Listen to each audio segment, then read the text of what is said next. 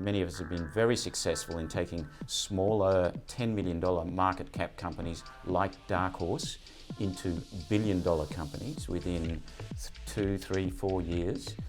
We're going to repeat that in Dark Horse. And we believe we'll be very successful. I've reached a stage in my career where I don't need to work for Dark Horse or any other company for a salary. We do it because we love it. We're passionate about what we do. We like taking these smaller companies and making big companies and bring our colleagues and shareholders along with them, with us, and make everybody wealthy.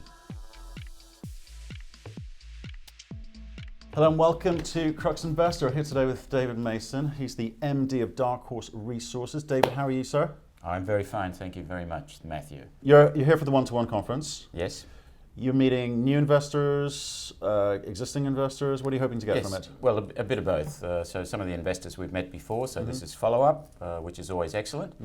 We're also meeting new investors. So we're in capital raising mode at the moment, so the more exposure we get to existing or new investors, the happier I am. Well, let's get into that in a minute, but first of all, start with a 1-minute summary of the business for people new to this story. Okay, so Dark Horse is an Australian listed company. I'm the managing director. I've been the managing director for 5 years. We're focused on South America, particularly Argentina. We're in gold and in lithium. So two quite slightly different commodities, but some very exciting commodities. Gold is a very long-term one, and we think lithium will be as well. But to balance all that off, we also have an investment in Australia in oil and gas. So we have some very good assets in Argentina and in Australia. Okay, there's a lot of moving parts there. Okay, first of all, an investment, let's deal with that one because I assume that's the least amount of work for you.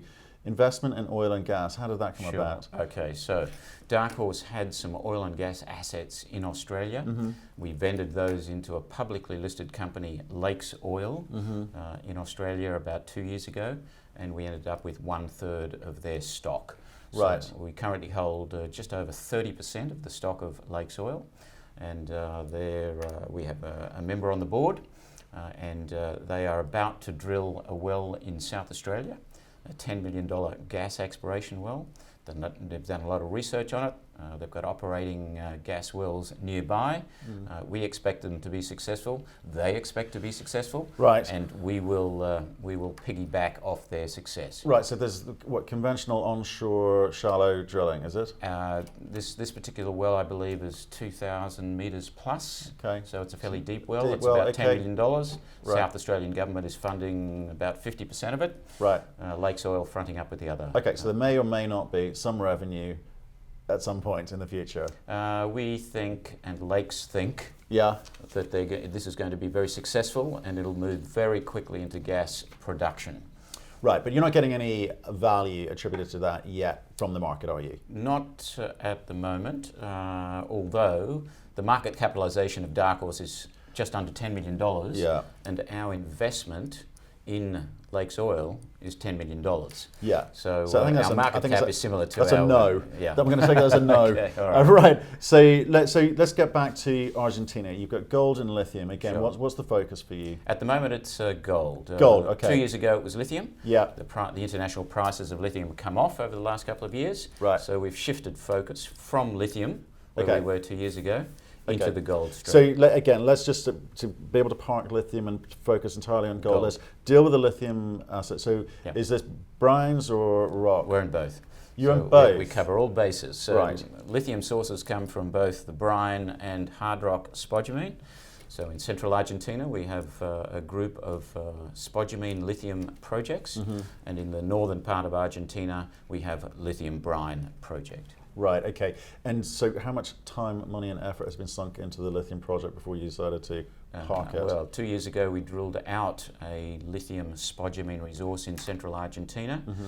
We had some success, but we didn't carry it through because the lithium prices started to come off. So we've parked both the brine and the spodumene for the time being, focusing on the gold. So, but was that because you were struggling to raise capital? Because I think in ASX have slight dislike for lithium, or certainly have done over the last 18 months. So it's hard to raise money. Well, 18 months ago, we raised very easily $5 million For the of lithium. equity capital based on the lithium, yes. Right. And what happened to that money?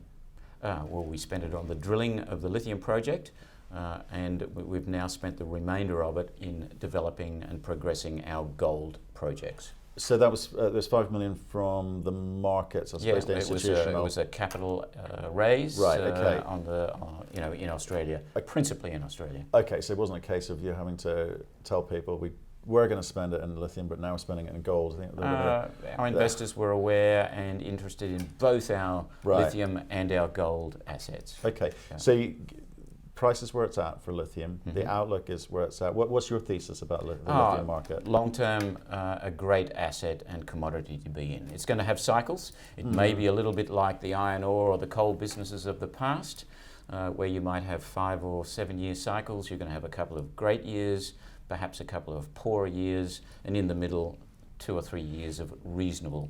But it's success. to monetize it at some point in the future, you're going to need some capital going into it, right? Sure. Right now, that's going to be difficult to raise money for. What's the plan here? Well, we're not raising capital at the moment on our lithium assets. No, I understand we are that. raising capital on our gold project. No, I understand that, but at some point, if you hope to monetize the lithium component, you are going to have to Raise some capital.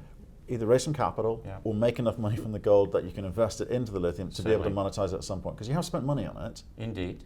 So you don't want to necessarily throw it away. No, absolutely. We're very focused on the lithium. It's just that when you're a company of our size with limited funds, you have to prudently spend shareholders' money Yeah. in the right direction at the right time. So at the moment, that means focusing on the gold. Yeah. If lithium starts to come back again, and it looks like it might start to, we probably have hit the bottom, then we'll refocus things again and we'll move the lithium forward simultaneous with our gold projects.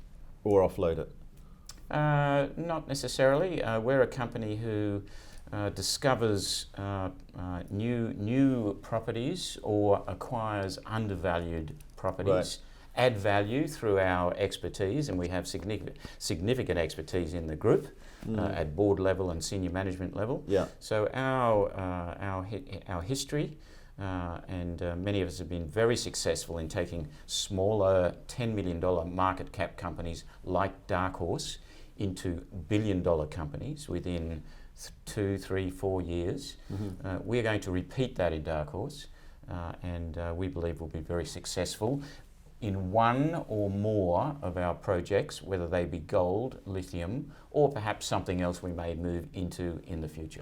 Okay, so sorry to keep going on about this, but I just want to cover off the lithium bit Sure, completely, okay. right? Which is that you would need to believe, your thesis, your Yeah. business rationale on the lithium is that you need to believe that you can economically mine Yes. your lithium assets in Argentina cheaper than presumably the Chileans, the other producers of lithium into the market, right? You need to believe Yes. that, and if you do believe that, then you will think, well, we'll finance this thing. If you don't believe that, Okay, so you're talking about something slightly different here. So Yeah. we're in the business at the moment of defining resources. So we're at a Yeah. fairly low level at the moment.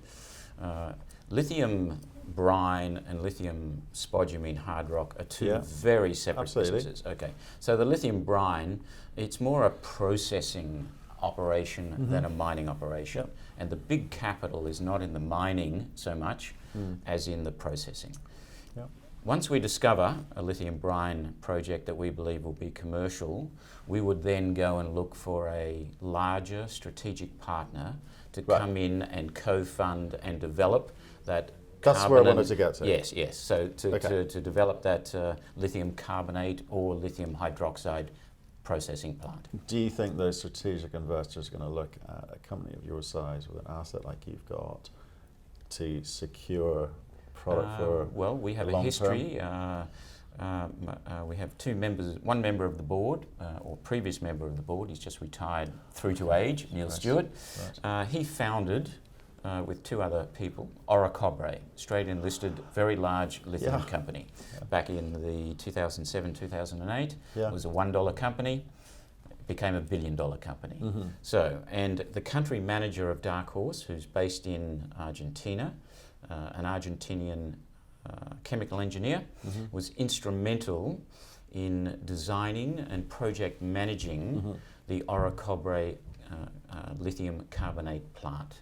Great. He has joined Dark Horse 4 or 5 years ago, and he runs and manages all our operations in Argentina. Okay. So we have a history in association with Orocobre of being able to put such a package together. So it doesn't frighten us, and in fact we look forward to getting to that stage. But first of all, we have to discover and prove and classify a lithium brine resource to enable us to get to that next stage. Okay, ways to go. Let's talk gold. Great. Everyone's excited about gold at the moment, Yes. obviously. Very topical. Prices have recovered. Where are you at with your project? Okay, so we have two quite substantial gold projects in Argentina. One up in the northwest, one down in the very south of Argentina, Patagonia. The flagship project is right down in the south. It's called Cachi. We're in amongst some very, very large gold resources. Cerro Negro, mined by Newmont Gold Corp. It's been a mine for 5 or 6 years. They mine several 100,000 ounces of gold per annum. They've got a current resource in excess of 8 million ounces. Serra Vanguardia, just to the east of us, Anglo Gold Ashanti, another 10 million ounce epithermal vein gold system. Cachi is between those. We've been working on Cachi now for about 18 months. We've done a lot of surface exploration work, geophysics. We've taken a lot of samples. We've got some excellent gold assay work. We've developed about 15 quite large targets. We are ready to drill it. Right. And we are raising funds at the moment, specifically to do the drilling at that project, Cachi. How much money are you raising again? We're looking to raise about $1 million. Right. Okay, we've got a capital raise at the moment. We raised $1 million early September. Yeah. It was a rights issue. There was a placement attached to that rights issue, so a bit of a shortfall plus the placement is open at the moment under prospectus, and I'm looking to fill that by early December next month. That's not a lot of money. What do you do with that amount of money? Well, we spend it on drilling, so we'll spend $500,000 drilling Cachi, and we'll spend $500,000 drilling Las Peñas, which is the gold project in the northwestern part of Argentina. Right. So there's a bit of drilling, not a lot of drilling. No. Why are you only raising that amount? Well, each of those programs is about $500,000. Yeah. Okay, so each program deserves $500,000 of drilling and associated activities. Right. The various geological supervision and assaying and evaluation and JORC reporting and all those sorts of things. You spend $500,000, you can do 2,000 metres of drilling, and you get discovery. And if we get discovery, which we believe we will then continue to raise more capital and to move that project through 2020 into resource definition and JORC classified resources. Right. So when you're going to market, saying, "Well, I need some money. I only need $1 million." Yes. Right. So I mean, your G&A must be awfully low. We've got very low fixed costs at the moment. So what are you burning each month? Probably in Argentina about $50,000 a month. Right. Yeah, not much. But as a company? And as a company, probably another 50,000. It's not very much. Yeah. And why? Most of the senior executives, like myself, we take our remuneration in stock. So I've been the MD of 100%. I've been the MD of Dark Horse for almost 5 years, and about 90% of my remuneration has all been in stock, not in cash. And there are several executives in Dark Horse who are following that example. I like that. It's unusual. Well, we're passionate about what we do. We believe very seriously that we're going to be successful. And so putting that effort into the company. Look, I've reached a stage in my career where I don't need to work for Dark Horse or any other company for a salary. We do it because we love it. We're passionate about what we do. We like taking these smaller companies and making big companies and bring our colleagues and shareholders along with them, with us. I like that. And No, make everybody wealthy. Genuinely like that, because very few do. Very few. Well, it's a model that we're very keen on in Dark Horse. But let me see if I can get back to understanding though what it is that you've got and how you're going to create this value for yourselves and shareholders, right? So I $500,000 in each of the gold assets for a bit of a drilling program. Initially, obviously. Right. So you get a sense of what it is that you've got. Correct. Okay.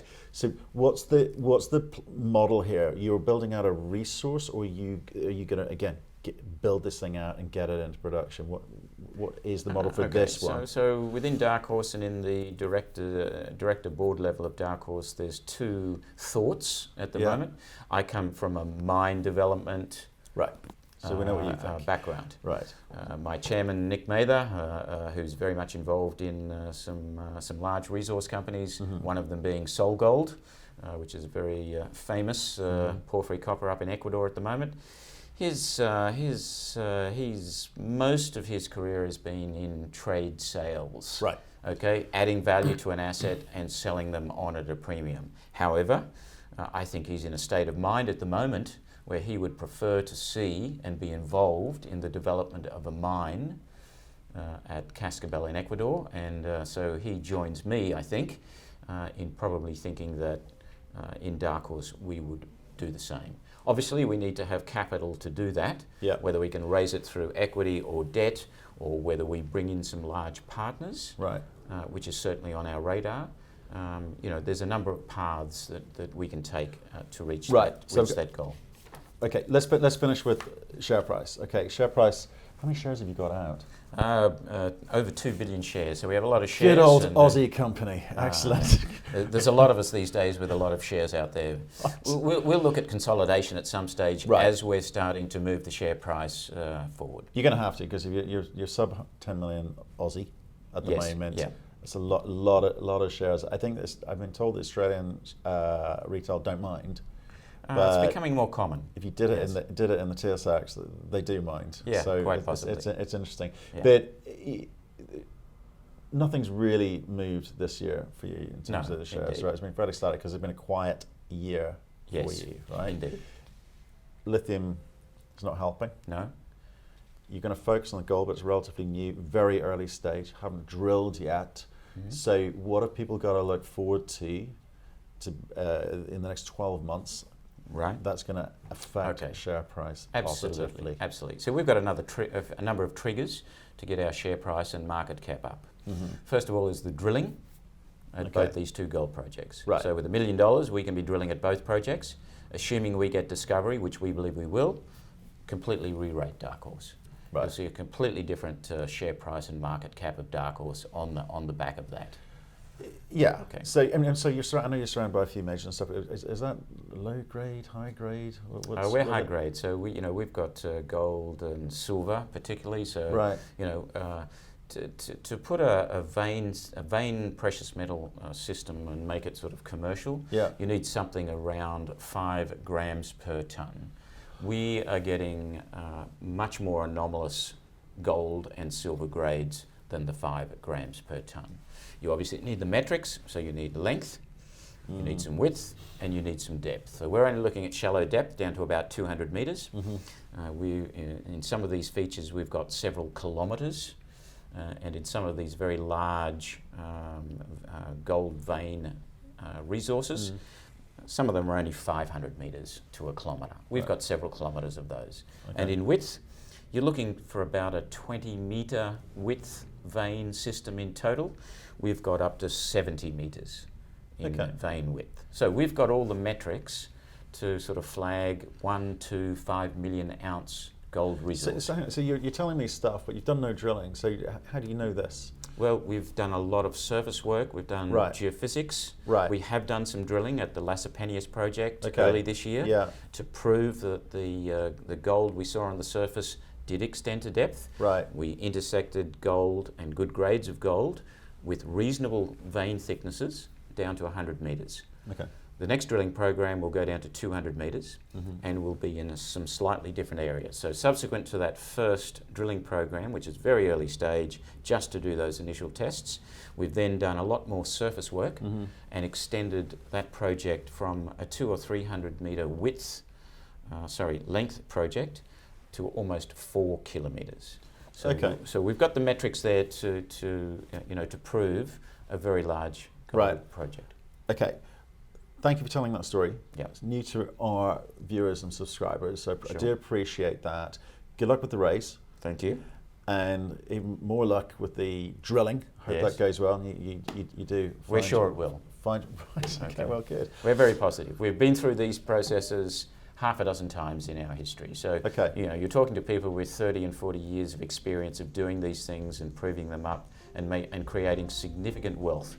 We are essentially repeating what we've done in the past. Well, I look forward to hearing more from you at another time. Thank you very much for coming in and seeing us. Thanks very much for watching. We hope you enjoyed that. And if you did, please click the button in the corner of the screen to subscribe to our YouTube channel.